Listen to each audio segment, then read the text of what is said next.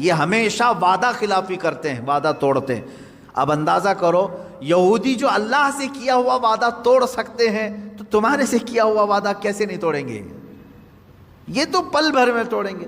اور اللہ سے ایسے وقت میں وعدہ کرتے تھے جب آسمان اتار کے ان کے سروں پر رکھ دیا گیا، وعدہ کیا آئندہ سے کبھی نہیں کریں گے۔ انہیں معلوم ہے اللہ کی طاقت کیا ہے، اس کے باوجود وہ اللہ کا وعدہ توڑتے تھے۔ اب اللہ کا وعدہ توڑنے والی قوم کیا تمہارے بھروسے کے قابل ہوگی؟ تم بھروسہ کرو گے؟ حیرت ہے، آج سعودی عرب اسرائیل پر بھروسہ کر رہا ہے۔ جو اللہ کا وعدہ توڑتی ہے وہ سعودی کا وعدہ کیوں نہیں توڑے؟ اب سعودی کو خطرہ ایران سے ہوا، خطرہ ترکی سے ہوا، تو گود میں جا کر بیٹھا اسرائیل کے، کیا آپ ہمارے مائی باپا ہو، آپ ہماری حفاظت کر لینا۔ اسرائیل نے ہاتھ رکھ دیا سعودی کو، تو میرا بچہ ہے، اگرچہ ناجائز ہے، ہم تو تیری پرورش کریں گے، ہم تیرے بیک سپورٹ رہیں گے۔ بس اتنی سی بات ہے کہ اسرائیل کا سپورٹ سعودی کو ملا اور یو اے ای کو ملا۔ دبئی کی عمارتیں ہل رہی ہیں، کس بات پر؟ خوف سے۔ ہم نے تو آسمان چھوتی ہوئی عمارتیں بنائی، سیکورٹی تو نہیں ہے۔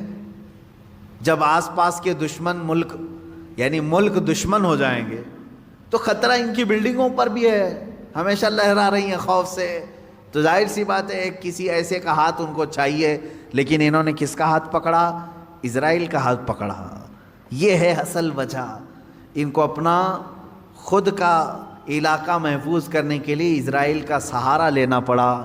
لیکن یہ وہ قوم ہے جو اسلام کا نام لیتی ہے۔ کاش یہ قرآن پڑھے ہوتے تو میں سمجھتا ہوں ذرا برابر ان کے دل میں ایمان ہوتا تو کبھی ایسی قوم پر بھروسہ نہیں کرتے جس قوم پر اللہ نے ہر نماز میں ہر رکعت میں لعنت کرنے کا حکم دیا ہے۔ غیر المغضوب علیہم ولا الضالین۔ سورہ فاتحہ میں ہم کہتے ہیں اے اللہ ہم کو یہودیوں کے راستے پر نہ چلا، وہ مغضوب ہیں۔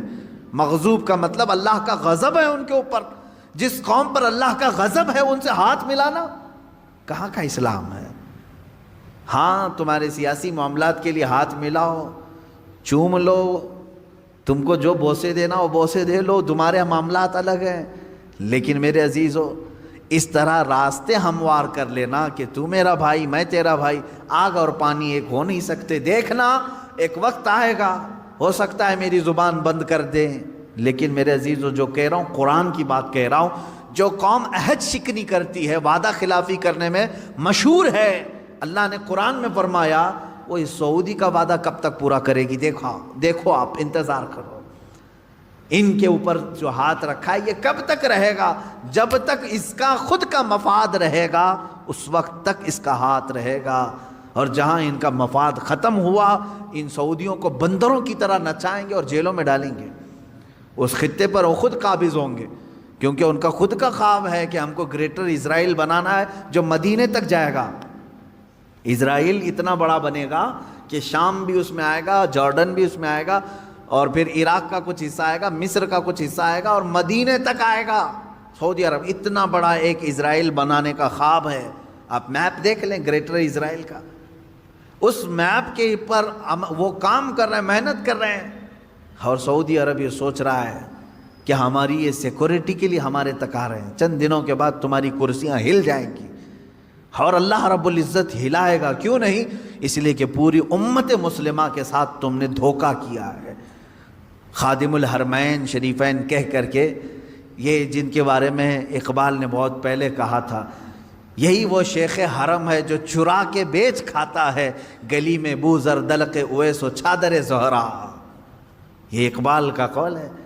یہاں جتنی مقدسات تھی ان کو بیچ کر کھانے کے لیے بیٹھا ہوا شیخ حرم ہے یہ۔ در حقیقت یہ نہ خادم الحرمین ہے، نہ خادم الاسلام ہے، نہ خادم المسلمین ہے، یہ تو صرف خادم الیہود ہے۔ خادم الیہود ہیں، وہ جو کہیں اس پر عمل۔ اب یہاں سے قرآن کی آیتیں اسی پر چلیں گی۔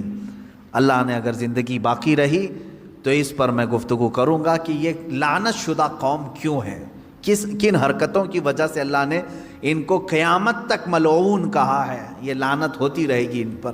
اللہ رب العزت اس قوم کی نحوستوں سے ہمیں بچا ہے، اور اس کی تمام تر دراندازیاں جو اسلام اور مسلمانوں کے لیے ہو رہی ہیں، مولا تعالیٰ اسلام اور سنیت کو ان کی دراندازیوں سے محفوظ رکھے۔